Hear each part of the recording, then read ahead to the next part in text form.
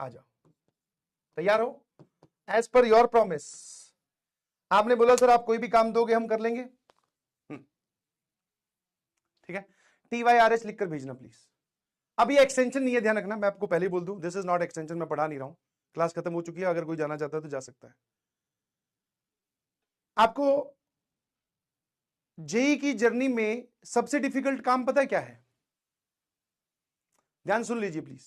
सबसे डिफिकल्ट काम है अपनी सच्चाई एक्सेप्ट करना, ठीक है ना? आप लोगों को क्या करना है, अपने पेरेंट्स से बात करनी है जी। हाँ। इसमें बहुत सारी वैरायटी होगी। कुछ बच्चे जो हॉस्टल में रहते होंगे, पीजी में रहते होंगे, पेरेंट्स से बात उनके सामने नहीं रहते हैं। कुछ घर से बाहर रह रहे हैं, कुछ घर के अंदर रह रहे हैं। कुछ के पापा बहुत स्ट्रिक्ट है, कुछ के पापा बहुत लीनियंट है, कुछ के पापा उनके कंधों पे हाथ रख लेते हैं, कुछ के पापा इतने स्ट्रिक्ट हैं कि हम उनसे बात भी नहीं कर पाते।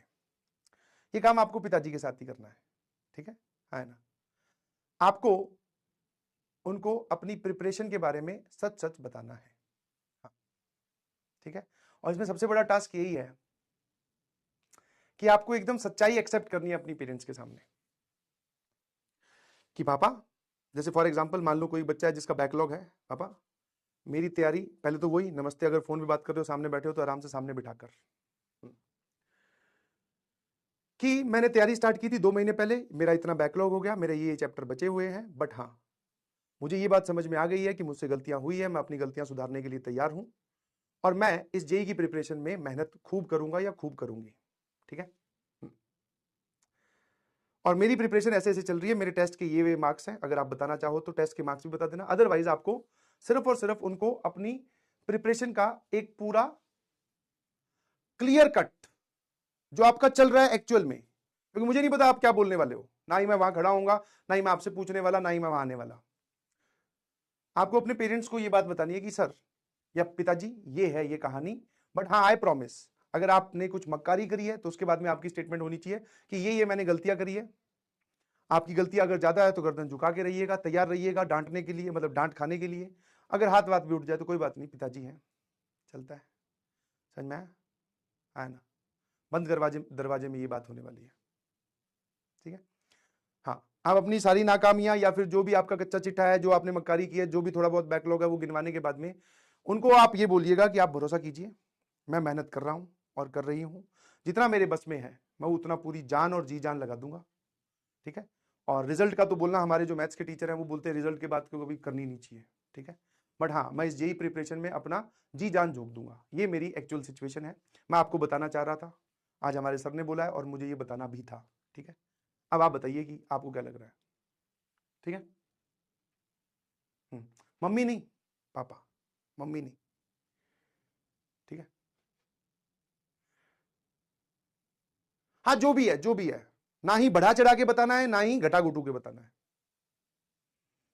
एक ऑनेस्ट कन्फेशन करना है।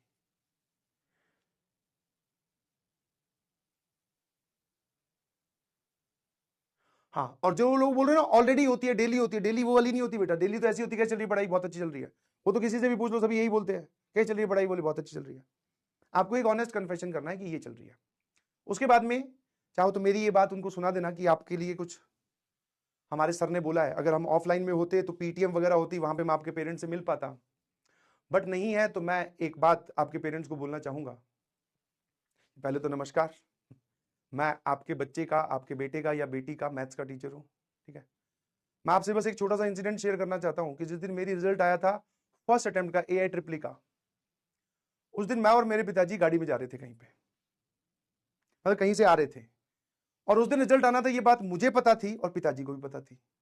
सुबह रिजल्ट आया था 9:30 बजे, 10 बजे के करीब, और हम दोनों गाड़ी में अकेले ही थे, और उस टाइम पे बटन वाले मोबाइल चलते थे, छोटे वाले में ऐसे, मतलब उस पर आप बटन वाले मोबाइल से भी नेट चला सकते हो, ठीक है, हाँ ब्राउजर उस टाइम पे होते थे। तो मैंने अपना एप्लीकेशन नंबर डालकर और रोल नंबर डालकर रैंक चेक की, रैंक मेरी अच्छी नहीं आई थी, ठीक है, बहुत ही खराब आई थी, ठीक है, 40,000 के आसपास आई थी, ठीक है। और मैं डर रहा था ये बात अपने पिताजी को बताने में।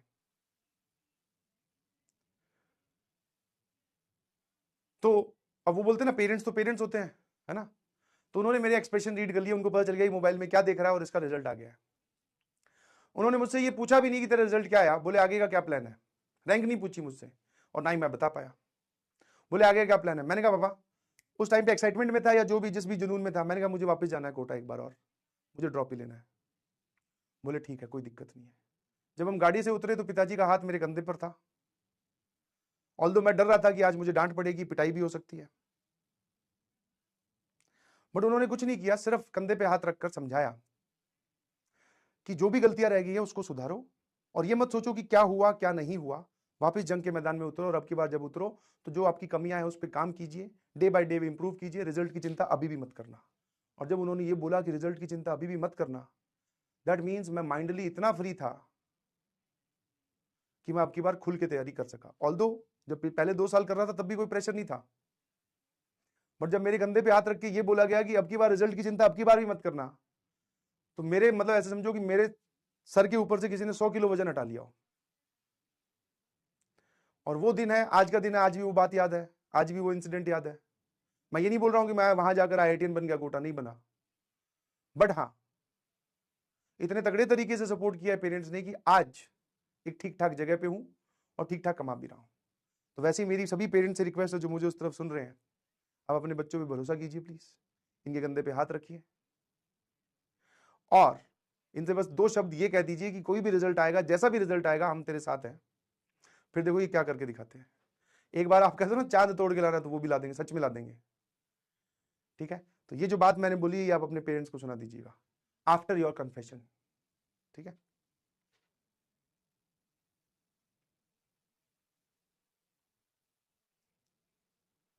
डन। ठीक है,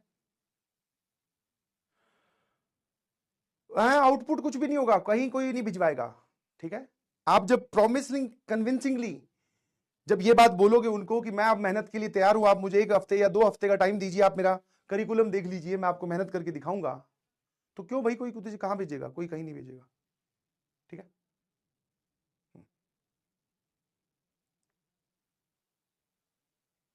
डन। करिएगा जरूर, आराम से रिलैक्स रहकर, कोई बड़ी बात नहीं है। पेरेंट्स ही है जिनको आप बता रहे हो, और जब उनसे प्रॉमिस करो मेहनत करने का तो अगले दिन से या उसी क्षण से फिर मेहनत करना स्टार्ट कर दीजिएगा प्लीज। ठीक है, है ना। Thank you so much, love you all.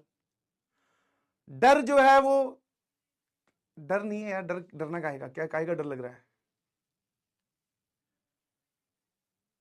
मैंने क्या बोला,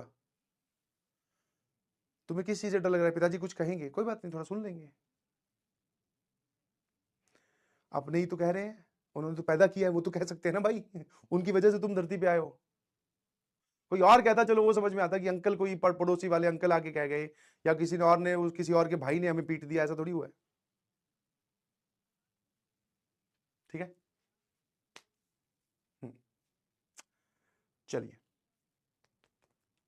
आई होप आप ये टास्क कर लेंगे अगली क्लास से पहले, और इसको अवॉइड मत करना, क्योंकि जितना अवॉइड करोगे उतना गैप बढ़ता जाएगा। कि सर ने बोला अगली क्लास से पहले, चलो ठीक है कल सुबह करेंगे, कल सुबह बाबा तो ऑफिस चले गए सर, ठीक है मैं कर लूंगा नहीं, आपको सिंपल सी कहानी बतानी है जो मैंने आपको बताई। ठीक है, थैंक यू सो मच।